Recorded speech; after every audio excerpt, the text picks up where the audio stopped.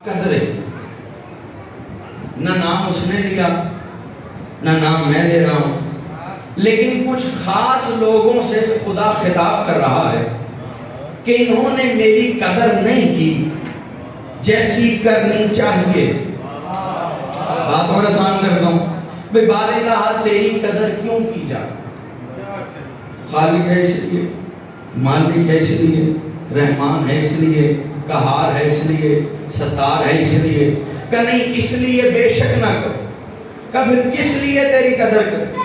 کہ اس لیے کہ والارض جمیعاً بقبضتہ یوم القیامہ والسماوات مطویات بیمینہ۔ قدر اس لیے کرو کہ قیامت کے دن جتنی زمینیں ہیں وہ میرے قبضے میں ہوں گی اور تمام آسمان میرے دائیں ہاتھ پہ لپٹے ہوں گے۔ وہ تو بولے جسے اللہ کا ہاتھ پتا ہے کون ہے۔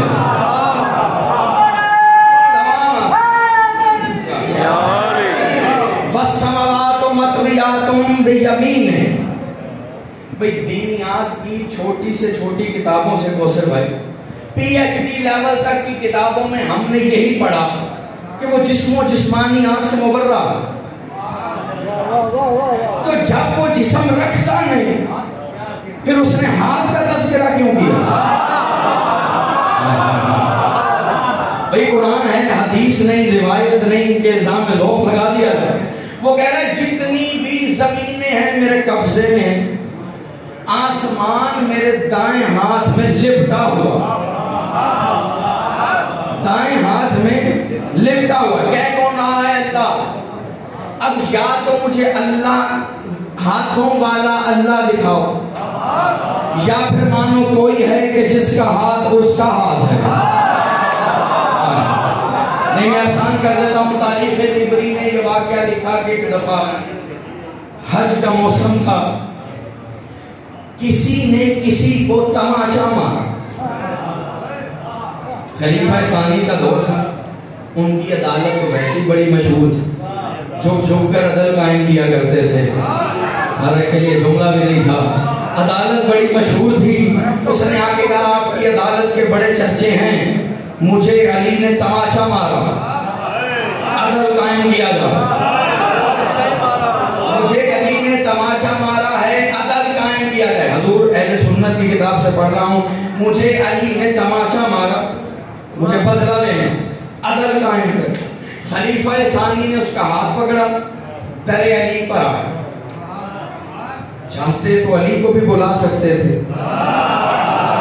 لیکن جانا بتا رہا ہے علی کو بلایا نہیں جاتا، علی تک جایا جاتا۔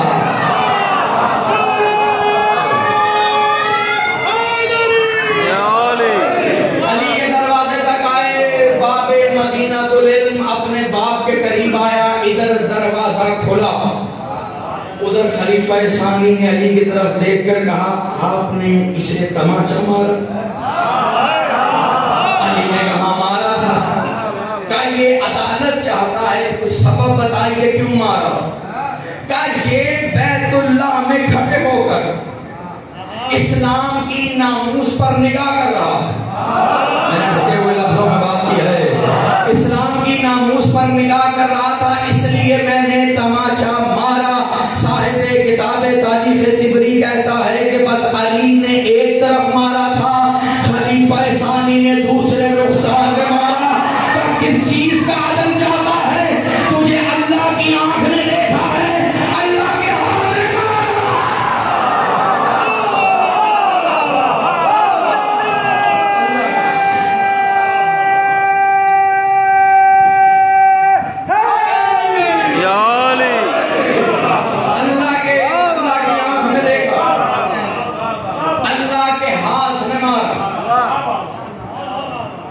ذہن میں آگئی پڑھ دوں، ہاتھ کون ہے؟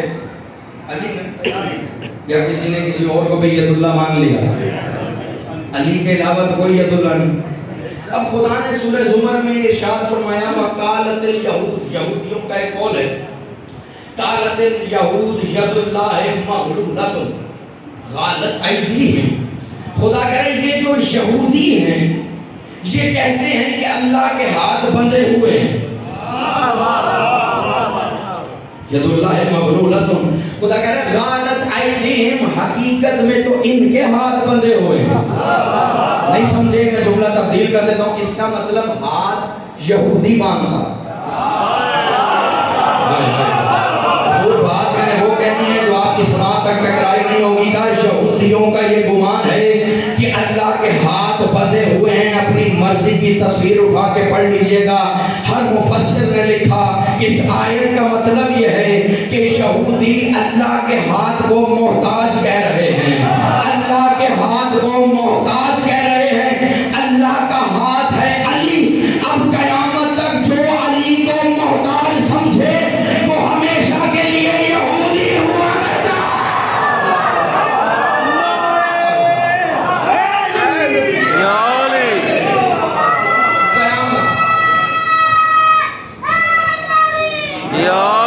حضور علی محتاج نہیں۔